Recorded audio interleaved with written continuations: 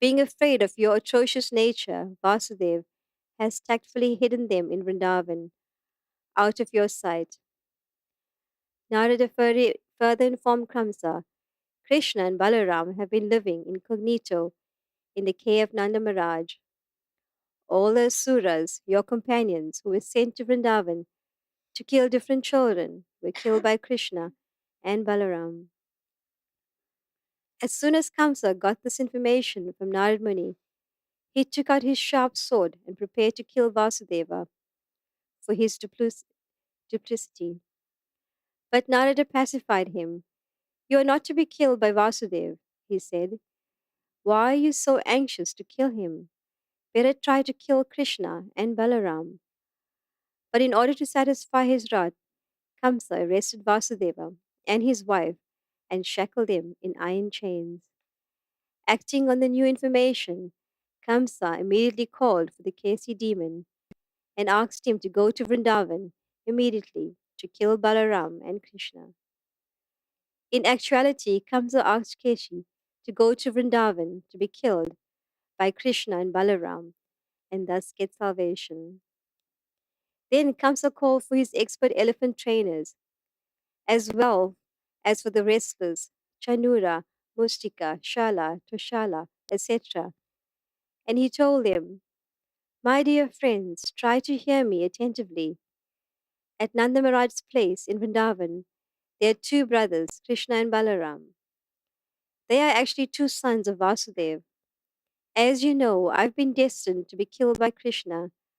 There is a prophecy to this effect. Now I'm requesting you to arrange for a wrestling match. People from different parts of the country will come to see the festival.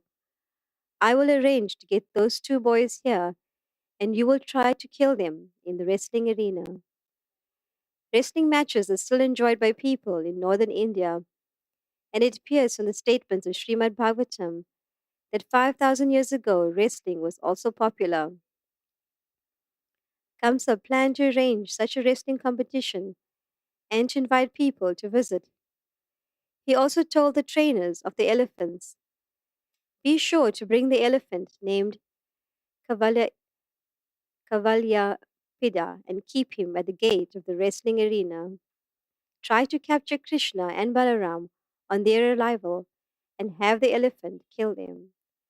Kamsa also advised his friends to arrange to worship Lord Shiva by offering animal sacrifices and performing the sacrifice called Dhanur Yagya, and the sacrifice performed on the 14th day of the moon, known as Chaturdasi.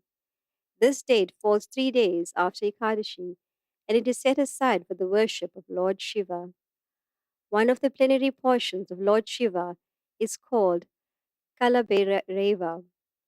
This form of Lord Shiva is worshipped by demons who offer animals killed before him. The process is still current in India in a place called Vedyantna Dharma, where demons offer animal sacrifices to the deity of Kala Bhairava. Kamsa belonged to this demonic group. He was also an expert diplomat, and so he quickly arranged for his demon friends to try and kill Krishna and Balaram. He then called for Akrūra, one of the descendants in the family of Yadu, in which Krishna was born as the son of Vasudev. When Akrūra came to see Kamsa, Kamsa very politely shook hands with him and said, My dear Akrūra, actually I have no better friend than you in the Bhoja and Yadu dynasties. You are the most munificent person, so as a friend I'm begging charity from you. Actually, I have taken shelter of you exactly as King Indra takes shelter of the Lord Vishnu. I request you to go immediately to Vrindavan and find the two boys named Krishna and Balaram. They are the sons of Nanda Maharaj. Take this nice chariot, especially prepared for the boys, and bring them here immediately. That is my request to you. Now, my plan is to kill these two boys. As soon as they come in the gate, there will be a giant elephant named Kavalyapida waiting, and possibly he will be able to kill them. But if somehow or other they escape, they will next meet the wrestlers and will be killed by them. That is my plan. And after killing these two boys, I shall kill Vasudeva and Nanda, who are supporters of the Vrishni and Bhoja dynasties. I shall also kill my father, Ugrasena, and his brother, Devaka, because they are actually my enemies and are hindrances to my diplomacy and politics. Thus, I shall get rid of all my enemies. Jarasandha is my father in law, and I have a great monkey friend named Divida. With their help, it will be easy to kill all the kings on the surface of the earth who support the demigods. This is my plan. In this way, I shall be free from all opposition, and it will be very pleasant to rule the world without obstruction. You may know also that Sambara, Narakasura, and Banasura are my intimate friends, and when I begin this war against the kings who support the demigods, they will help me considerably. Surely I shall be rid of all my enemies. Please go immediately to Vrindavan and encourage the boys to come here to see the beauty of Mathura and take pleasure in wrestling competition. After hearing this plan of Kamsa's, Akrūra replied, My dear king, your plan is very excellently made to counteract the hindrances to your diplomatic activities. But you should maintain equilibrium, for the result of your activities may be fruitful or may not be fruitful. After all, man proposes, God disposes. We may make very great plans, but unless they are sanctioned by the supreme authority, they will fail. Everyone in this material world knows that the supernatural power is the ultimate disposer of everything. One may make a very great plan with his fertile brain, but he must know that he will be subjected to the fruits, misery, and happiness. But I have nothing to say against your proposal. As a friend, I shall carry out your order and bring Krishna and Balaram here as you desire. After instructing his friends in various ways, Kamsa retired and Akrūra went back to his home. Thus ends the Bhaktivedanta purport of the 36th chapter of Krishna. Kamsa sends Akrūra for Krishna. Hare Krishna. Thank you very much, Hare Krishna.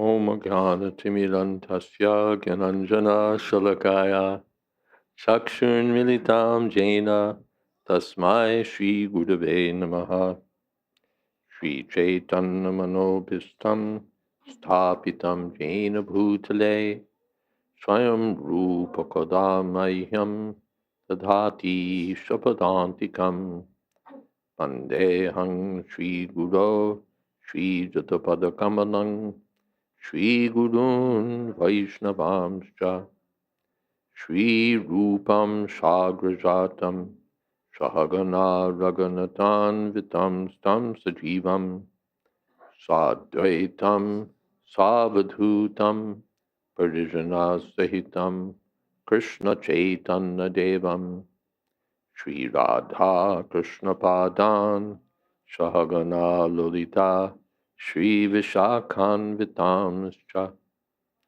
He Krishna Karuna Sindho Deenabandho Jagatpate Gopesha Gopika Kanta Radha Kanta Namostute Tapta Kamshana Gaurangi Radhe Vrindavaneshwari Vrishabhanu Sute Devi Pranamami Hari Priye Vanchakolpatarubhyascha Kripa Sindhobhyeva cha Patitanam Pavanebhyo Vaishnavebhyo Namo Namaha. Shri Krishna Chaitanya Prabhu Nityananda, Shri Advaita Gadadhar, Srivasadi Gaur Bhakta Vrinda, Hare Krishna, Hare Krishna, Krishna Krishna, Hare Hare, Hare Rama, Hare Rama, Rama Rama, Hare Hare. So here, the Kaṁsa first sends Aristasura, or next, after so many, he sends Aristasura, the giant bull, or demon who takes the form of a giant bull, and Krishna dispatches him. They uh, challenged him, why are you the inhabitants of Vrindavan? And as they say, took the bull by the horns and uh, threw him to the ground, kicked him, and killed him. Then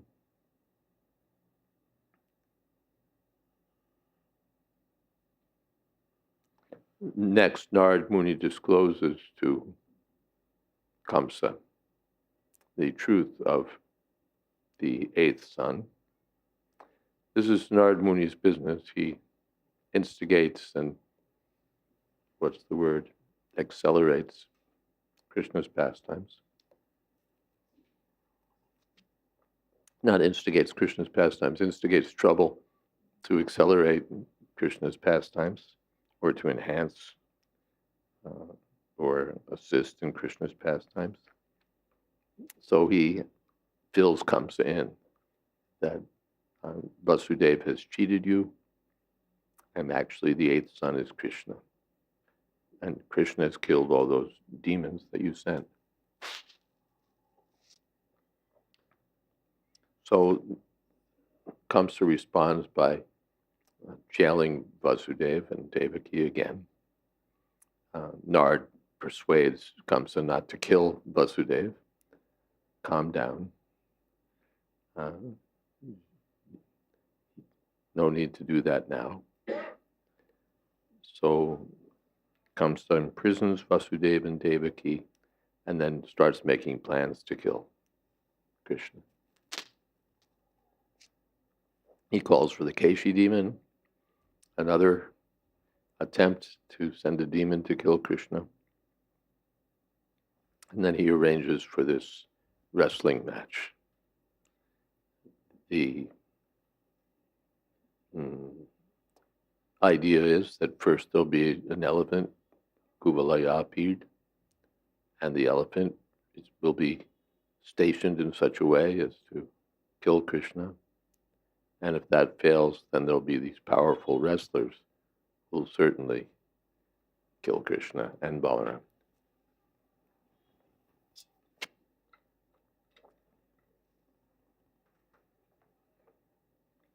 So with that plan in mind, he calls Akrūra. You're my only friend. Very diplomatically, we're told. So you please take this chariot. We've prepared a new chariot. So bring Krishna and Balaram here, and this is my plan. So please do this. And Akrūra fittingly advises Kaṁsa, I'll do it. You should know that there's no guarantee that your plan will succeed. Finally, there's a supernatural power behind everything. We make our plans. Sometimes they work, sometimes they don't. But I'll certainly carry out your order. And then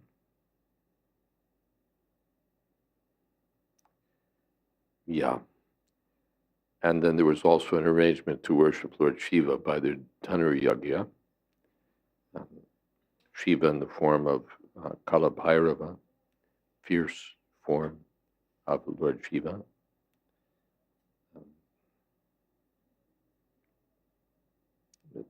animals are offered, and so on. So this Kaṁsa belonged to that category of Kalabhairava worshippers. So that was also part of the plan. And to Akrūra, you please bring them to see the beauty of Mathura and take part in the wrestling match. And Akrūra agrees, and the chapter ends. Any comments or questions?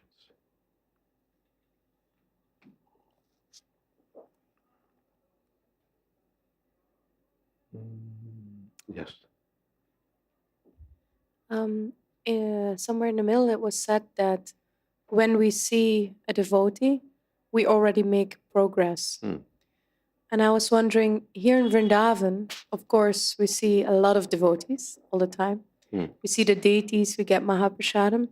But sometimes it's still hard to feel one's own progress, to see the progress within. Is that because we're doing something wrong, because it's very subtle, or because we are impatient? Yeah, it's subtle. Of course, this is called agyata sukriti. Agyata means that you don't see it. That's the very definition of agyata sukriti. If it's something that you see, it's not agyata sukriti, but it's unknown. Just like Prabhupada, he was walking in Central Park in New York, and while walking, he would pass some other people who were out walking in the park in the morning, and Prabhupada would say, "Good morning." And the person, of course, would say, "Good morning." And Prabhupada said, in this way, they get some benefit. They're wishing a devotee a good morning. So the person didn't come to Central Park to do any pious activities or to advance in Krishna consciousness. And even when they saw Prabhupada, they weren't thinking, no, I have to do some devotional service.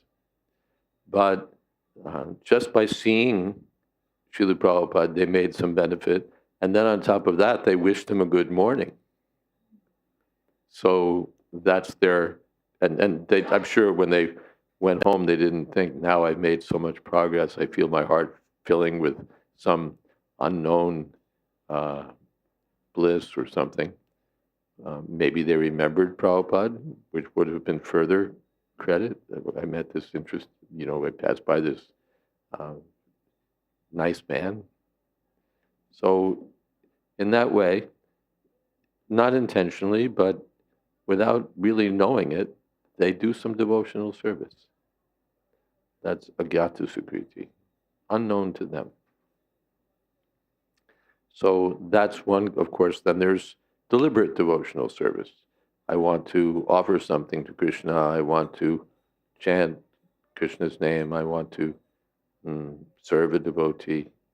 That's deliberate. Or, that's deliberate. But it may also be unknown devotional service. So then we may not immediately feel the benefit. Even with deliberate devotional service, it's not like you press the button and the bliss comes out. Anyway, I don't need to go into that, but it's not like a candy dispenser. You put in your coin and press the button, and now because you put your coin in, you get your candy. But it's not that I render devotional service and then there's instant gratification, instant bliss or realization.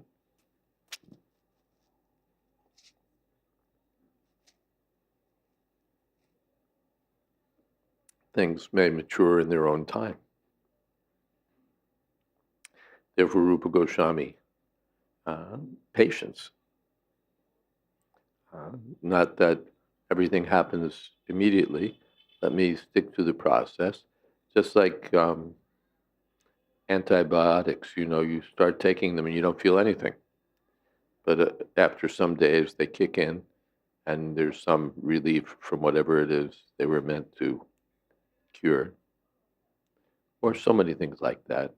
Prabhupada gave the example, a woman gets married, so where's my child? And you serve your husband and wait for some time, and you'll have a child, no doubt. So, or you plant some seed, and you wait for some time, and not that because I planted a seed, the tree has to be there. You wait some time, it'll be there. So, Sukriti here in Vrindavan, so many opportunities are there for purposeful devotional service. I'll clean the temple room floor. I'll clean the vessels. I'll chant Hare Krishna. I'll listen to the kirtan. I'll see the deities. I'll read a book or sell a book. I'll go to Keshi God. I'll go to Radha Damodar. I'll do this. I'll do that.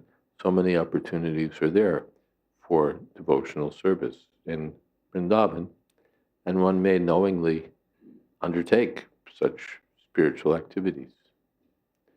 Or even unknowingly.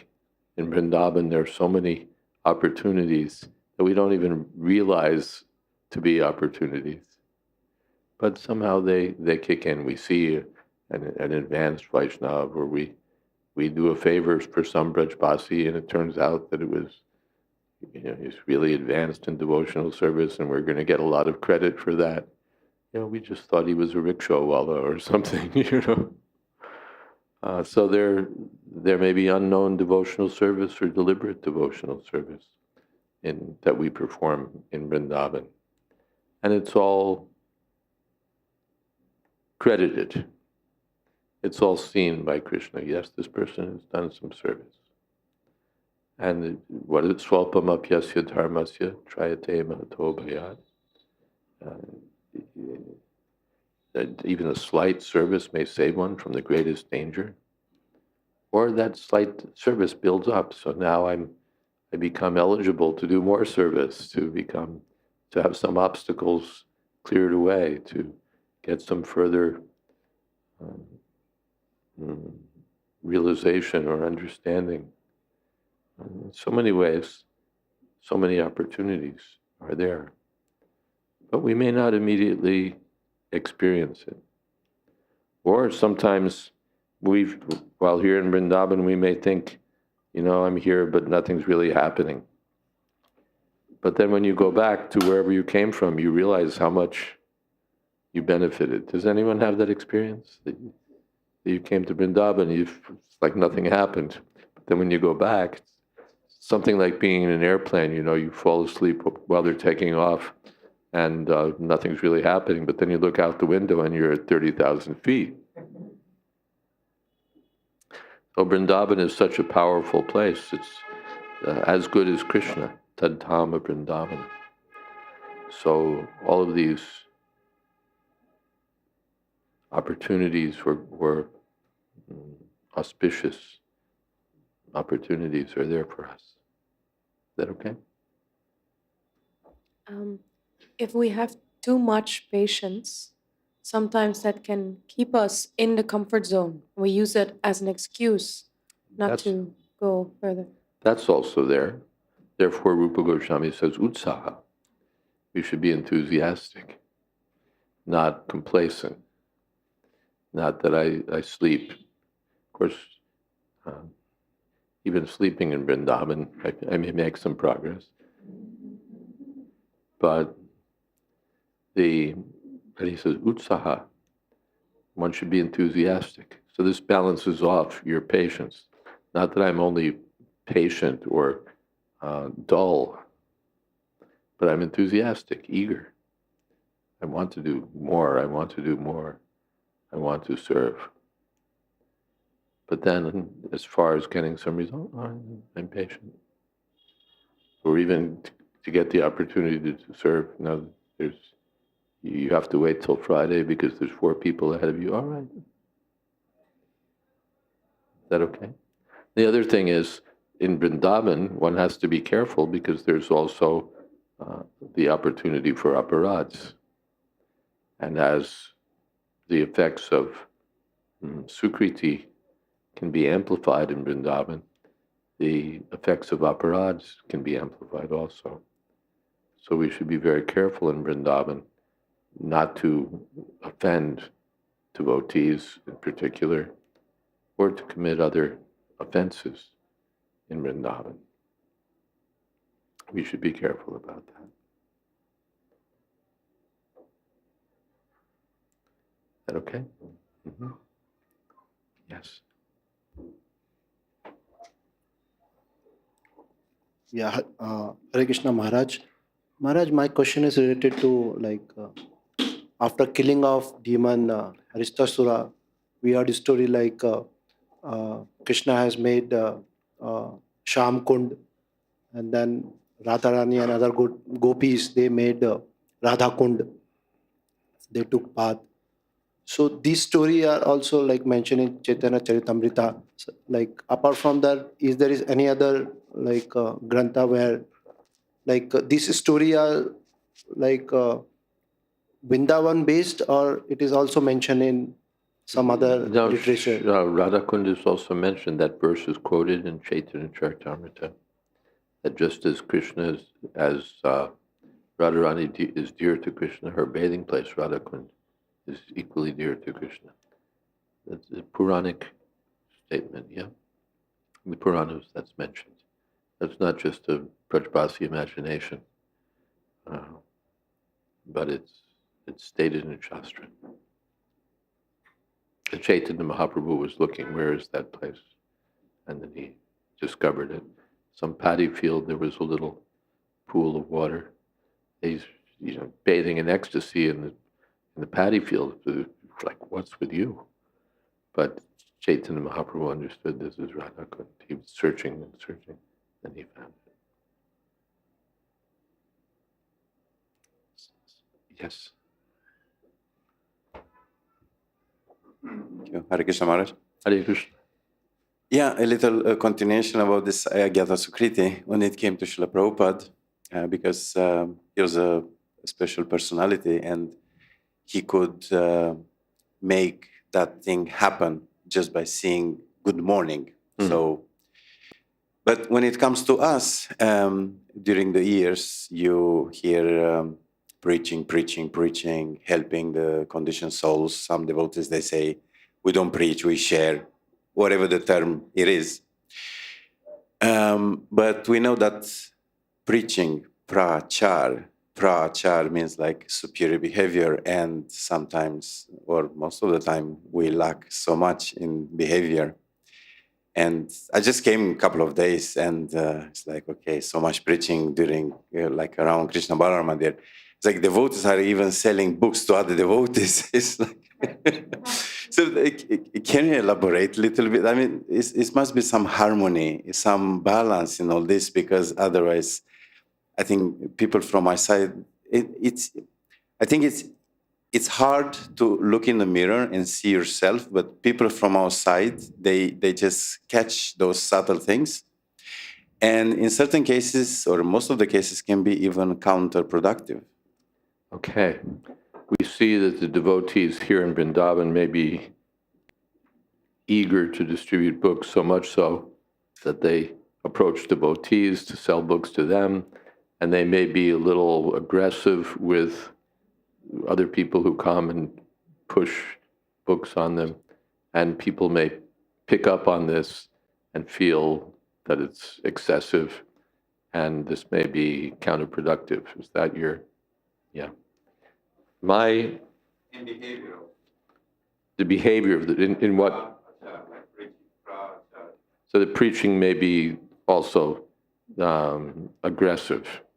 Apart from book selling, they may in some other ways be pushing. My observation is that Srila Prabhupada, what's the word?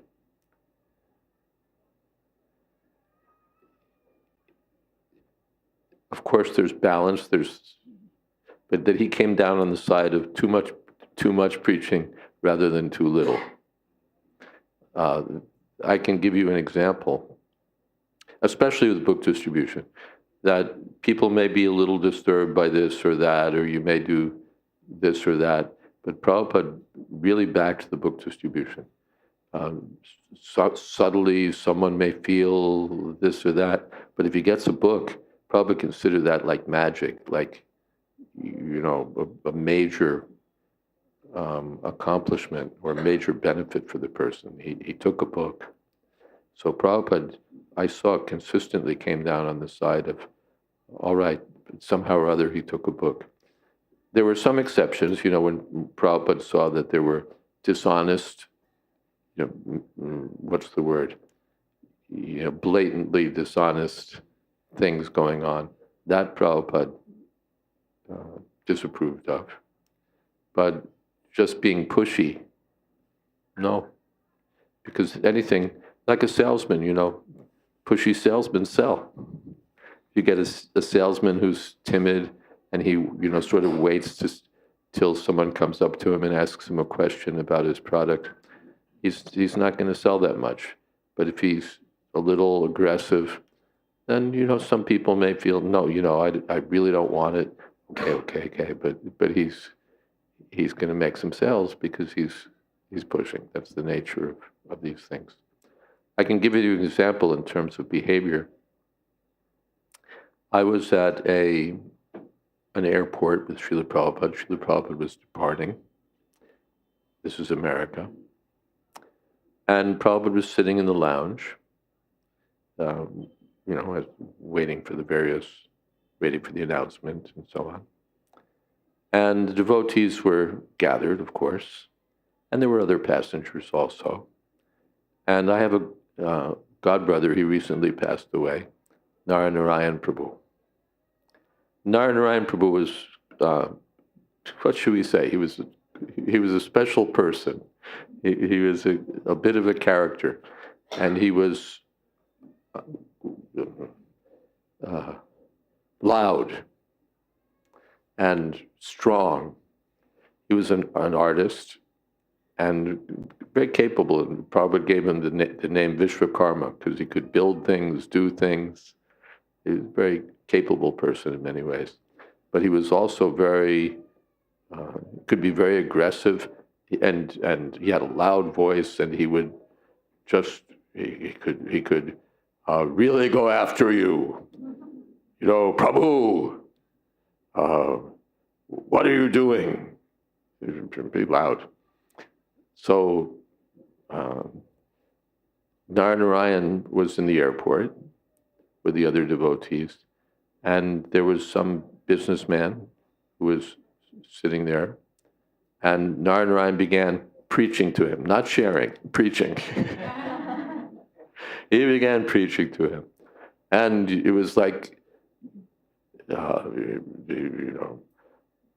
loud and what's the word? Extensive.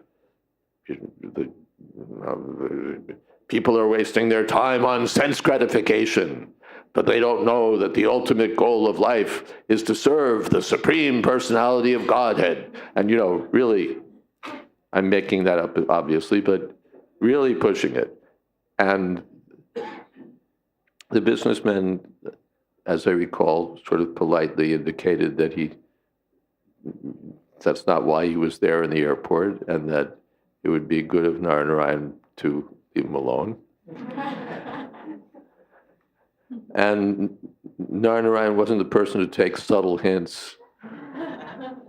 So he's going on, and I'm squirming. I'm thinking, oh my God, like, does this man have no tact whatsoever?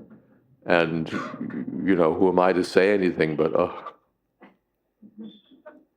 So I'm watching it. He's, and people are wasting their life like fools, ha ha ha. And he's loud. He's like, the whole airport the whole lounge is getting an earful. And I'm just like, oh. And then I looked over at Srila Prabhupada, and Prabhupada was smiling broadly.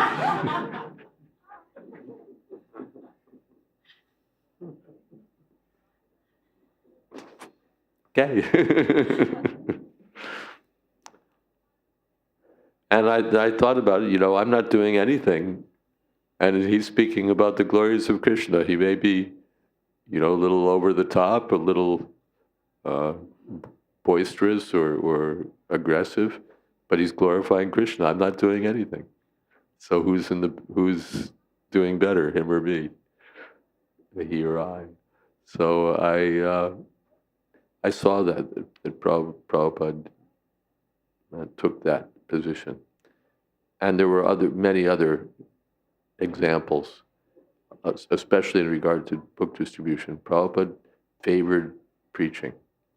And all right, we might not be so refined, and we might not be so expert, we might not always be so tactful, and it would be better if we were more expert and more tactful, so that people not only take a book, but they get the very best of impressions. But Prabhupada favored preaching. And if you can do both, then you're at the top of the heap, like Vaisheshika Prabhu. He's quite, what's the word?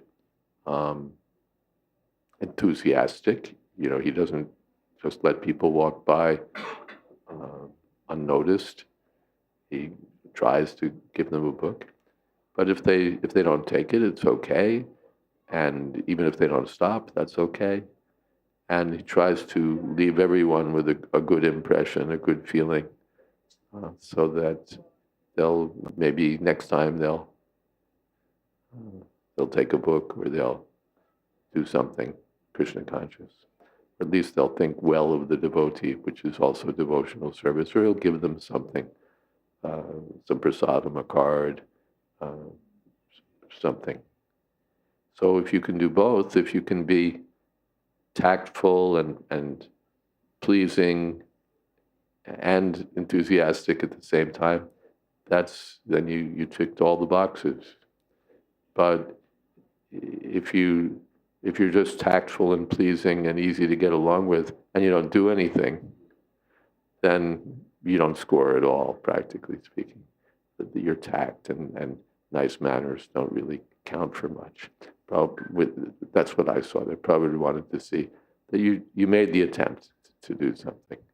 And it might be a little crude, it might be a little unrefined, but you could learn. But better to do something. That's what I saw.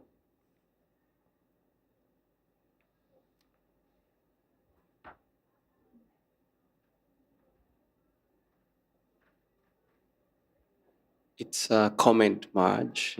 I once had Bhakti-Chara Swami Maharaj quoting the line by Bhaktisiddhanta Saraswati, that if one chants, if their mind is not there, the absorption. If one chants and their mind is not there, their heart is not there, and the absorption is not there, it's like shooting blanks. But then Bhakti-Chara Swami Maharaj explains, he says, it is better to shoot blanks than to do nothing. Yeah. And what is that? That from Bhaktivinoda Thakur again, that from imperfection, perfection will come about. If we do nothing, we'll always do nothing. But if we try something, it may be imperfect, it may be not so expert, but by doing it, we'll make progress. We'll make progress. And Kṛṣṇa will see this person's trying to serve me, and then Kṛṣṇa helps. If we do nothing, Kṛṣṇa will see that.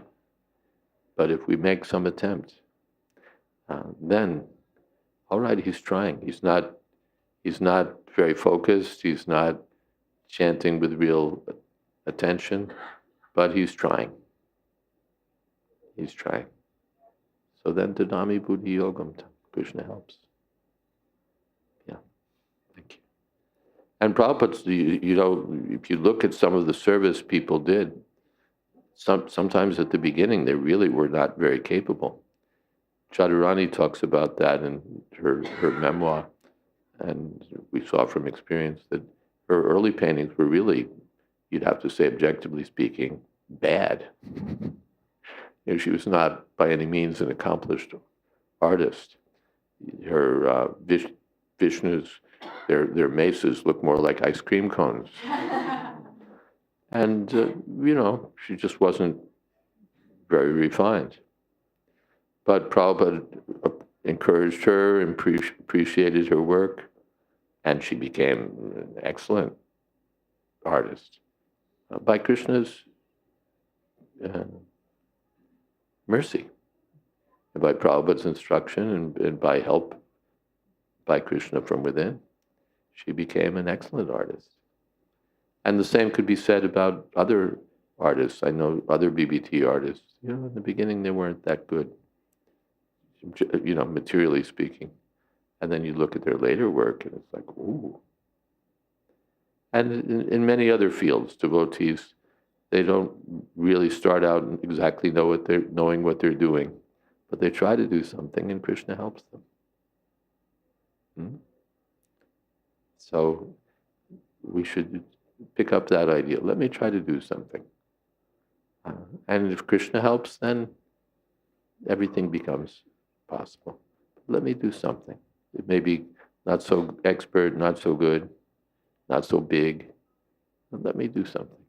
Let me try to do some service.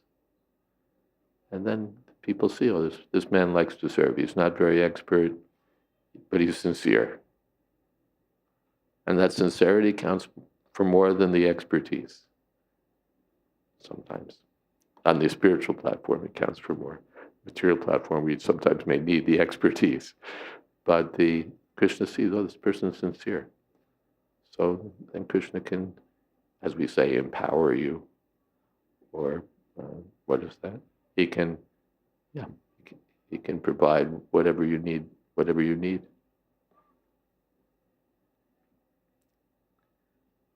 Mukham karoti vachalam pangur lankayate gini. Yat krupa tamahang bande. Sri Guru Dinatan. By the mercy of the Guru, if we make an attempt, even though we may be totally unfit, Krishna can help us. And the spiritual master's mercy helps us.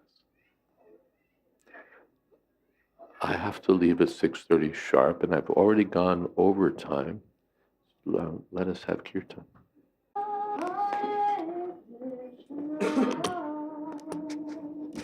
She doesn't need a microphone. She can hear the good.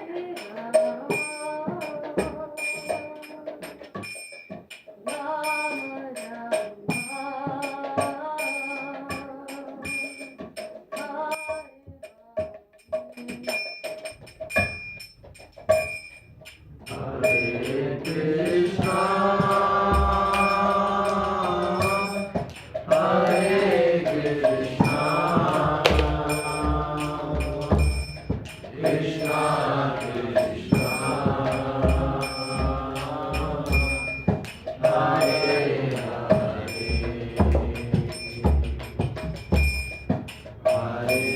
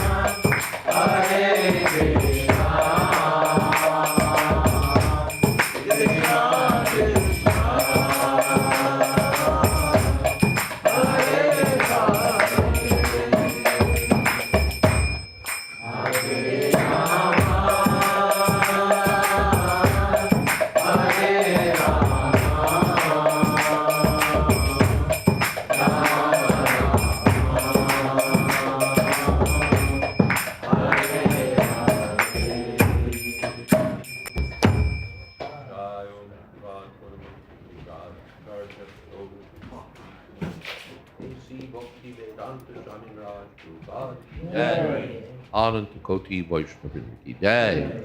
Nama Acharya Srila Haridas Thakur ki jai. Prem se kaho Shri Krishna Chaitanya Prabhu Nityananda Shri Advaita Gadadhar Shiva Sadi Gaur Bhakta Vrinda ki jai. Sri Sri Radha Krishna Gopinath Sham Kund Radha Kund Giri Govardhan ki jai. Vrindavan Dham ki jai. Navdeep Dham ki jai. Jagannath Puri ki jai, Gangamai ki jai, Jamanamai ki jai, Tulsi Devi ki jai, Bhakti Devi ki jai,